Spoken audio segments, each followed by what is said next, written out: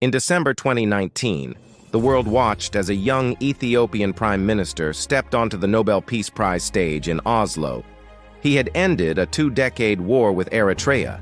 He had freed political prisoners. He had promised his country and the world a new era. The Nobel Committee called him a man of peace. 6 years later, his opponents are in jail. The media is silenced, and on June 1st, 2026, Ethiopia just held an election where the outcome was never in question. So what happened to Ethiopia's democracy? And more importantly, does it even matter? When Abiy Ahmed came to power in April 2018, something genuinely felt different. He walked into office and immediately did things that nobody expected. He released tens of thousands of political prisoners. He lifted bans on opposition groups. He allowed exiled dissidents to return home. He even called the ruling party, which had governed Ethiopia with an iron fist for 27 years, a group that had terrorized its own people. And then came the moment that shocked the entire Horn of Africa. He picked up the phone and called Eritrea. After 20 years of frozen conflict, two countries that had been technically at war suddenly had a peace deal. The world was stunned. The Nobel Committee was so impressed they gave him the Peace Prize just 1 year into his tenure. In Ethiopia, people were genuinely hopeful. This wasn't just political reform. It felt like a transformation. But there was a problem. Abiy Ahmed didn't just inherit a country, he inherited a powder keg. Ethiopia is a federation of more than 80 ethnic groups, each with their own regional governments, militias, and grievances. The moment the old authoritarian glue came off, those tensions began to surface. In November 2020, everything collapsed. Abiy sent the Ethiopian military into the Tigray region after the regional government attacked a federal military base. What followed was one of the worst humanitarian disasters in recent memory. A 2-year civil war that killed hundreds of thousands of people and displaced millions. The man who had won the Nobel Peace Prize was now presiding over a war crimes investigation. And the crackdowns didn't stop at Tigray. Fighting spread to Amhara, to Oromia, Abiy's own home region. The country that had opened up under him was now closing back down faster than ever. In June 2021, Ethiopia held its first election under Abiy Ahmed, and it followed a very specific playbook. The major opposition parties, the Oromo Federalist Congress and the Oromo Liberation Front, boycotted. Their leaders were in prison or in exile. The Tigray region didn't vote at all because of the war. The result? Abiy's Prosperity Party won 410 out of 436 contested parliamentary seats.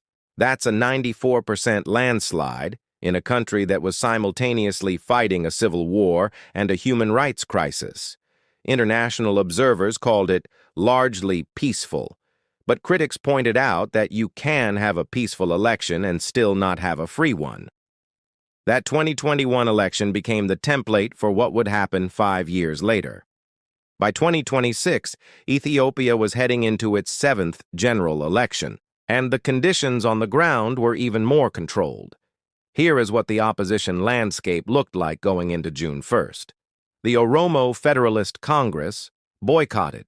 Its leaders are in prison or exile. Ethiopian Citizens for Social Justice, known as EZIMA, its senior leadership also imprisoned or forced out. The Balderas Party boycotted. Its headquarters in Addis Ababa was raided by police just 3 months before Election Day, in March. In total, at least 47 opposition politicians and activists were arrested in the 3 months leading up to the vote. 12 of them were still being held without charge on Election Day itself. And then there was the media. The state broadcaster, the Ethiopian Broadcasting Corporation, devoted 94% of all election-related airtime to Abiy Ahmed and the Prosperity Party. The remaining 6% went to minor allied parties that posed no real challenge. Independent voices had been effectively erased. Now here's where it gets interesting, because the government wasn't completely ignoring the optics problem. In January 2026, Abiy Ahmed told Parliament that his party would intentionally work to give the opposition more seats. He said the number of opposition members in Parliament would increase by 5 to 10 times. And on paper, he delivered on that. The Prosperity Party chose not to field candidates in more than 24 parliamentary constituencies, deliberately leaving space for the opposition to win. Sounds fair, right? But critics called it exactly what it was: a gesture, a stage prop.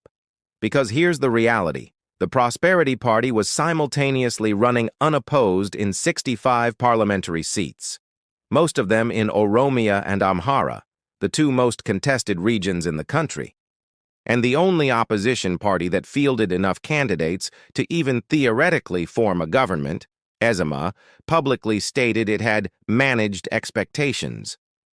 Their goal was simply to survive, to keep their party registration alive. This is what political scientists call a managed democracy. You allow just enough opposition to claim legitimacy, but never enough to actually threaten power. On June 1, 2026, polling stations opened across Ethiopia. Over 50 million people were registered to vote. But voting never happened in Tigray, Ethiopia's northernmost region, where the Electoral Board cited unfavorable conditions. This followed renewed fighting between federal forces and the TPLF earlier this year. In Amhara, violence from the Fano militia disrupted voting. In Oromia, an armed attack on a farming community began over the weekend and continued through Election Day, killing dozens of civilians. The country was voting in the middle of multiple active conflicts. Yet the official narrative was that this was a credible, democratic exercise. Now you might be asking, why does this matter beyond Ethiopia's borders? Here's why. Ethiopia is the most populous landlocked country on Earth. It has 135 million people. It sits at the center of the Horn of Africa, a region already fracturing along multiple fault lines. When Abiy consolidated power, he was signaling to Egypt, Eritrea, and Somalia that he intends to stay and pursue his regional agenda. This includes sea access, the GERD agenda, and regional dominance. That matters enormously for everyone watching from Cairo, Asmara, and Mogadishu. The Egypt-Eritrea alliance is a direct response to the perception that Abiy Ahmed, now with a fresh mandate, will push harder for a port. A destabilized Ethiopia, fighting insurgencies in 3 of its largest regions, is not a country that can play a stabilizing role in the Horn. It becomes a source of instability. So, is managed democracy in Ethiopia better than no democracy at all? Serious analysts argue yes. They believe Ethiopia is too ethnically complex and fragile to risk the chaos of a genuinely competitive election during active conflicts. Others argue this logic is how authoritarian systems sustain themselves, using stability as an excuse to postpone accountability indefinitely. Both arguments have merit. What we know for certain: Abiy Ahmed just won. His Prosperity Party will dominate parliament for the next 5 years, and the Horn of Africa will continue to be shaped by whatever choices he makes next. This channel covers the Horn of Africa because this is one of the most important and underreported regions on the planet. If you want to understand the strategies and power plays, subscribe. There's a lot more coming. Let me know in the comments, do you think Ethiopia's election was a genuine democratic exercise? I want to hear from you.